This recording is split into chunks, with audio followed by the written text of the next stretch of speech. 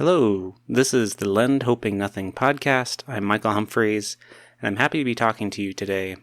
This is episode 5, and we're going to discuss why usury is important.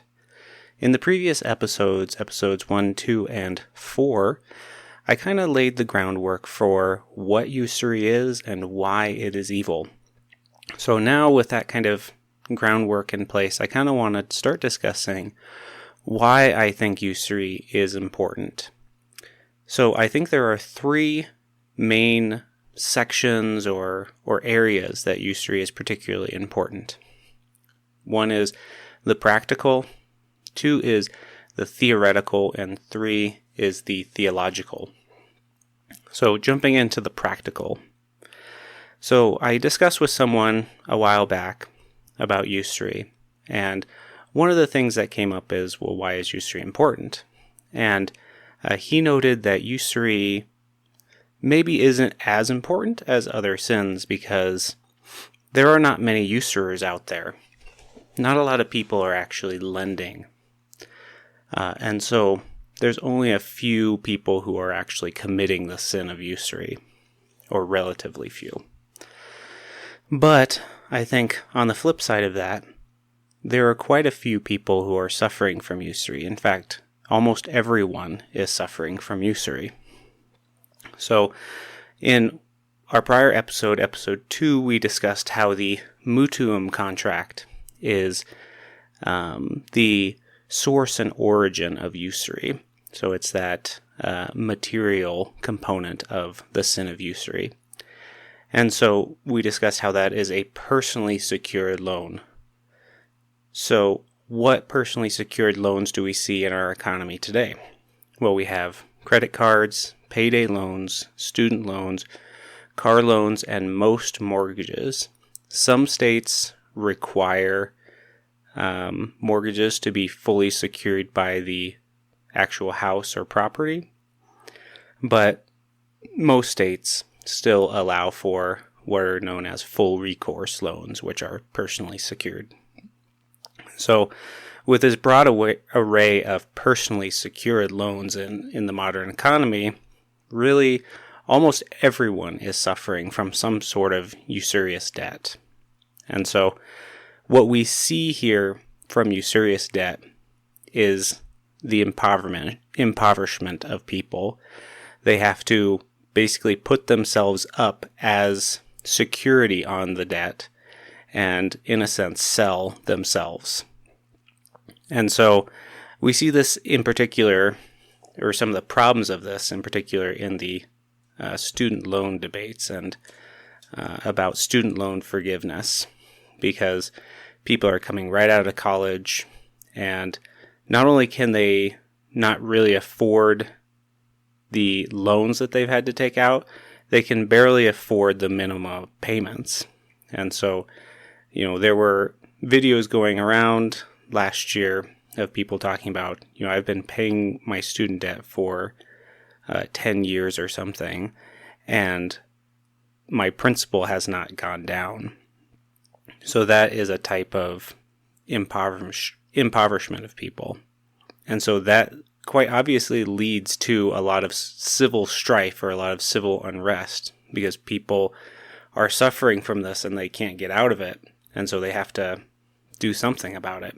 The other side of it is that it also leads to potentially a hatred and undermining of certain institutions. And the example here is universities, because universities not only rely on usurious debt, but they also contract usurious debt. So you can get student loans from the government, but you can also get it from the university itself. And so that puts people in quite a difficult situation, and it puts them in a very adversarial position with the university. And given the injustice of usury, people are not going to start liking universities. The other kind of factor here, and it's related to that, is that it's a destabilizing force in the economy. So as we noted in the last episode 4, Aquinas talks about usury as selling what does not exist. And so here we see that usury is, in a sense, a sort of fake wealth, because financially people will estimate this value in some way and they'll put it on the balance sheet as if it were an asset, like a real piece of property. But in reality, it's not a real asset, because you can't own a person in the sense of property. And so this can have a destabilizing force, because essentially companies think they have more assets than they actually do, because at the end of the day, you can't sell a person who defaults. So there are ways to manage that risk with default and things like that, but it gets a little bit more tenuous than it would with an actual piece of property, and so it can lead to some bad risk management, at least in my estimation. And there is some reason to believe, for example, that the 2008 financial crisis was at least partly driven by usurious debt. So a lot of the mortgages, as we discussed before, are usurious, and certainly the subprime mortgages were often usurious as well. And so when subprime mortgagees were starting to default, it got bad pretty quick. So there's that element of the instability that it brings to the economy. And part of it is that it also impoverishes the economy in general, because since these debts are not real wealth, you're not really investing in real property. You are just kind of taking money from the people, the borrowers, rather than what would be more fruitful and more developing to the economy would be actually putting that money in real investments with real property that is going to generate real goods. So in that sense, it also at least relatively impoverishes the economy. So we could have more prosperity than we do, and more people could be more prosperous.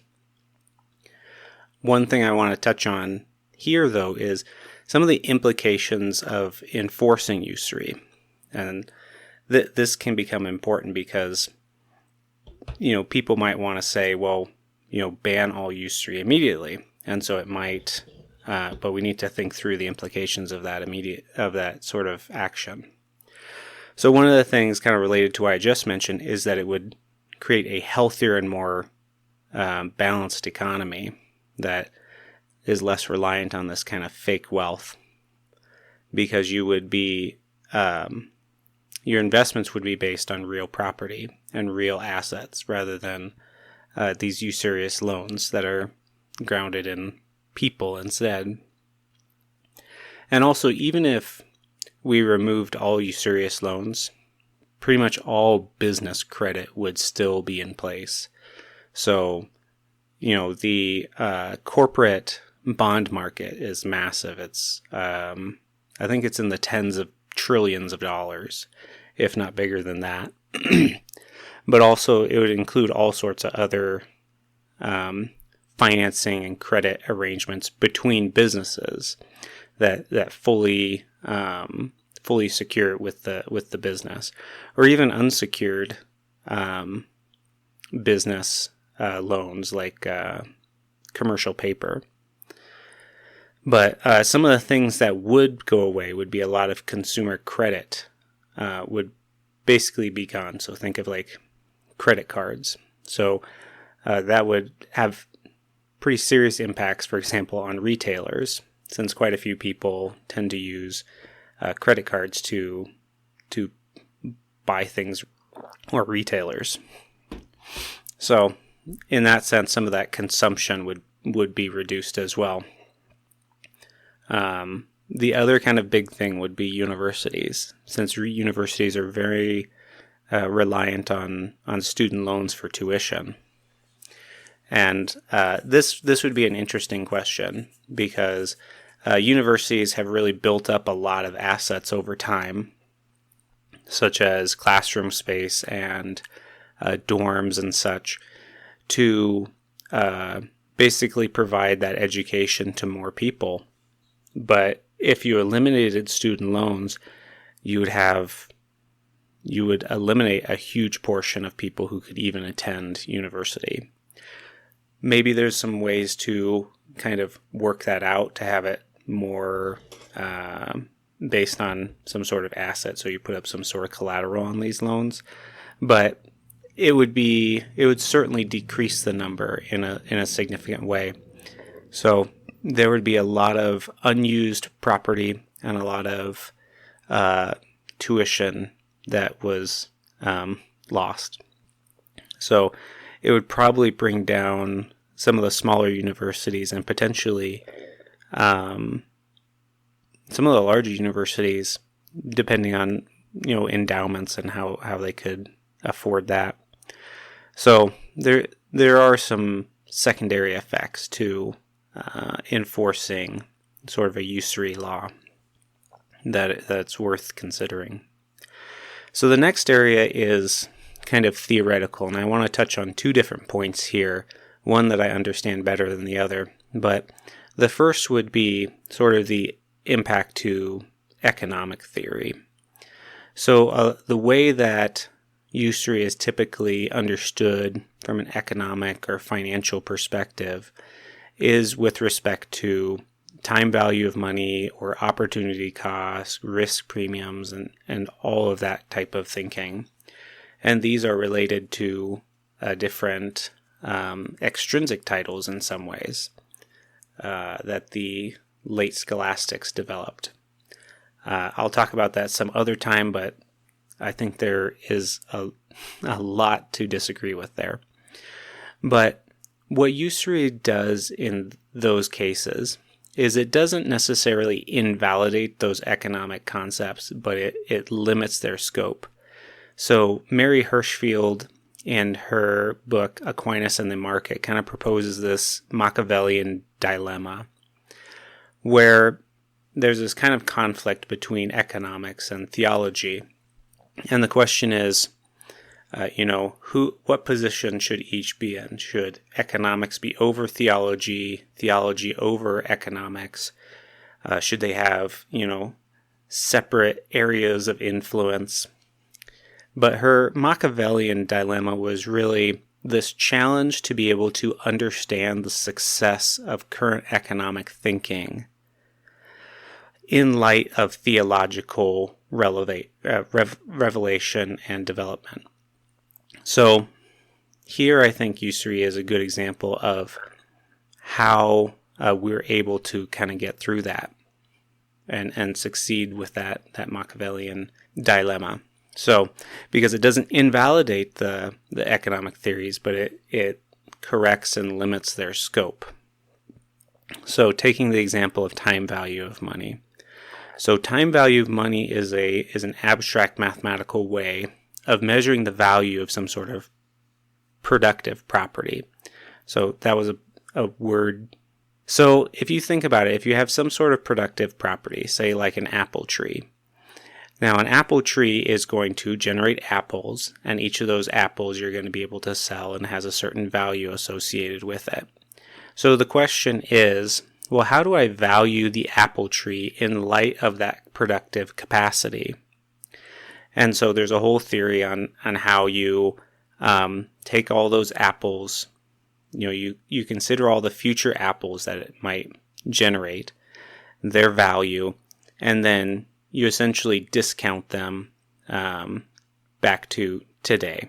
So the idea here is that, money or some good present today is more valuable than something in the future. And so you have to find some way of determining how much value there is in those future apples, and then consider then how much the tree is worth in light of that. So the issue here, though, is that oftentimes what is seen as valuable are the future apples, which don't exist, rather than the tree, which is generating those apples. The tree, which really does exist, has the power to generate those apples, and what you're really valuing is that apple. So you're trying to put that tree. You're trying to put a price tag on the tree, not the future apples. Thomas Wood had a kind of insulting question about this, where he was like, if you think usury is still in force, tell me the value of an apple. It wasn't exactly that phrasing, but he was thinking along these lines. Explain to me the value of this future apple and why it's worth less, why it's not worth less tomorrow than today. And the point is that it's the tree that has the value, not the apple. So, and you can apply this to many different things. So, farmland, factories, companies that are generating cash over time. In the case of finance, different financial contracts and so forth.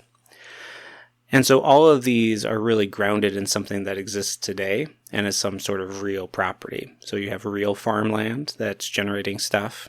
You have some sort of real property that's going to be generating the cash flows. You have a company that has assets that are being quote-unquote farmed. But in the case of the mutuum, this personally secured loan, there is no productive property to generate things. You have a person who will be making the payments, but the person is not productive property that you can perform this sort of valuation on. And applying this sort of thinking kind of helps us get back to that idea of usury as a sort of slavery, because you're trying to treat this person as some sort of economic entity that you can, buy and sell and rent and have some sort of claim over. But because there is no productive property that you're actually valuing, there is no future generation that you're trying to get back to. So when you get back what you paid, you got all that you are owed. And so, what we see here is that limiting of this concept of the time value of money. It doesn't apply to the mutuum because the mutuum is based in a person who is not productive property. And you can apply this as well to other economic concepts and why they don't necessarily apply to the mutuum contract. So that's kind of the economic theory side. The other side is the legal theory. And this I admittedly don't understand as well. But I did have a brief discussion with a law professor online. And so what the mutuum, what usury helps us move back to is a legal theory of contracts that is more grounded in property.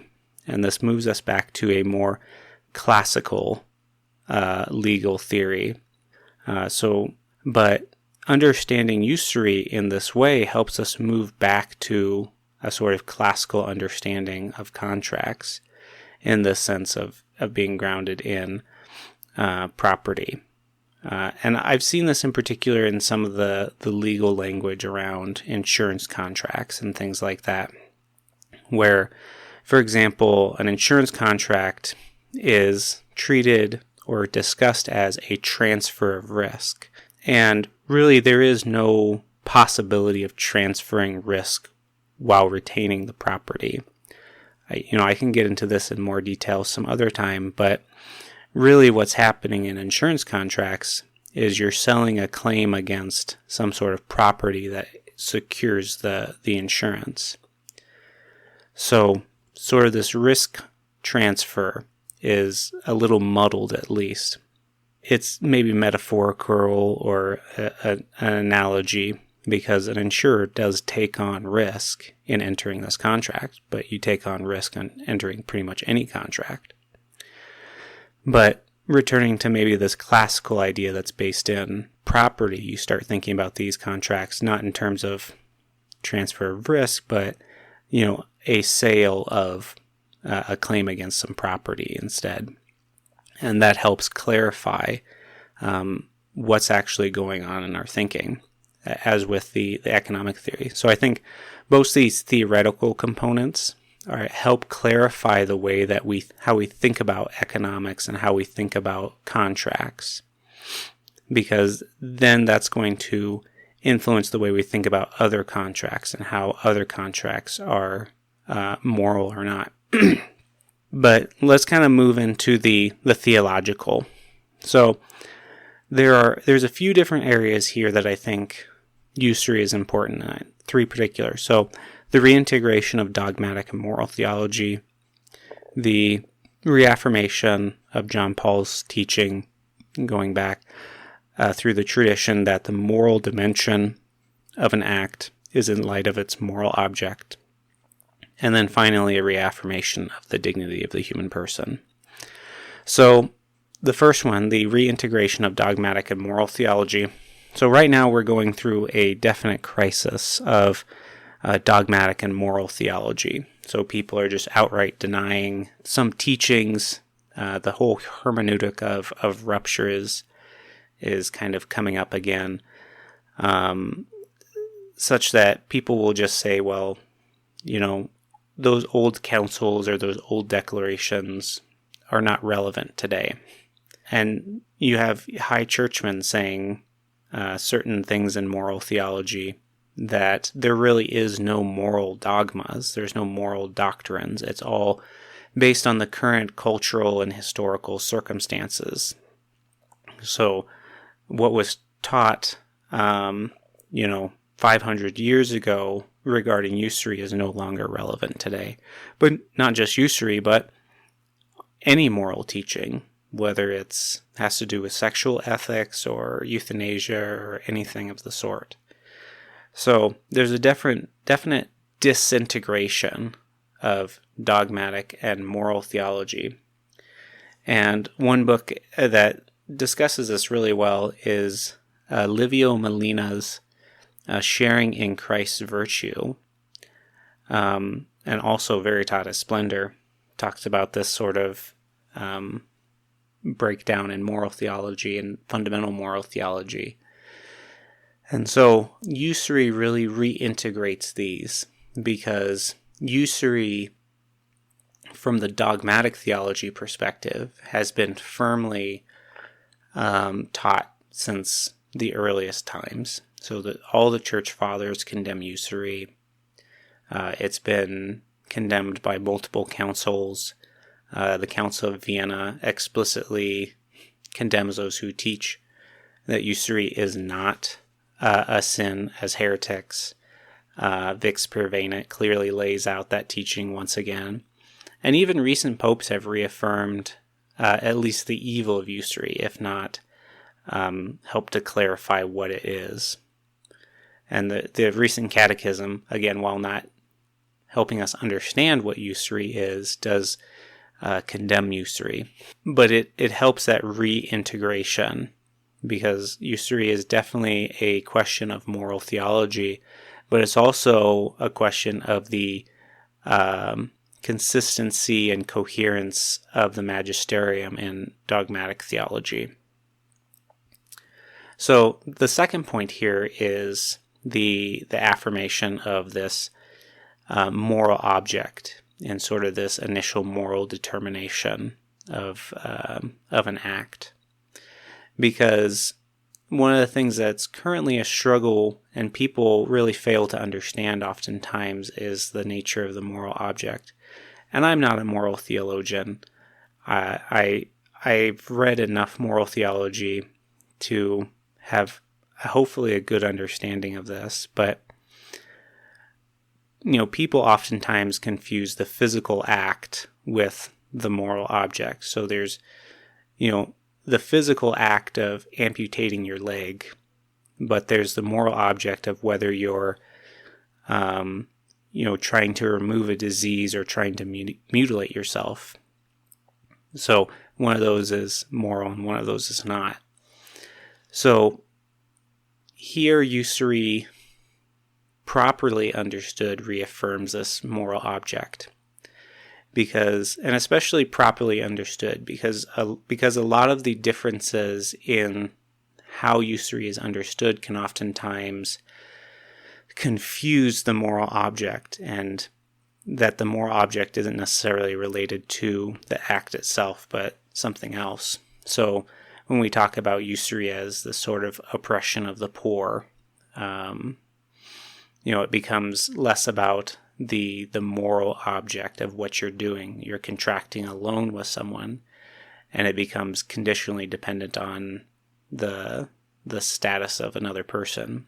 Or Belloc's theory, where usury is in contracts where the money lent is used for either productive or consumptive purposes, but that purpose is extrinsic to the contract. So the borrower who either goes to buy machinery or goes to buy a sandwich, what they do after the loan is something extrinsic to the act itself. And so it's not really the moral object. So the moral object of usury is exacting or obligating profit from a personally secured loan. And so that is a clear and specific type of moral act that people choose. And so usury helps to reaffirm that, because usury is intrinsically evil. It is evil from its object. So, finally, kind of getting into the reaffirmation of human dignity here. So we've kind of mentioned this a few times already, that usury really involves a sort of property claim against a person, where you're treating them as chattel or, some sort of property that you can rent. And so reaffirming the teaching that I just mentioned reaffirms the dignity of the human person, that they can't be treated this way, that this is a way that is beneath the dignity of a person. And, we can look to John Paul and his reflections on that to see how that's the implications of that reaffirmation. And so kind of getting to an example of this and how this impacts the way we think about things. In the case of Hungary, there is a program where they're trying to encourage people to have more children. And so there's a program where people can take loans from the government, which I believe are provided by commercial banks, at least from the sounds of it. And they can take out these loans if they agree to have so many children in such a period of time. I think it's like 3 children in 5 years or something around there. And so what thinking about usury does is it gets us thinking about, well, what are the obligations and what's the human dignity here?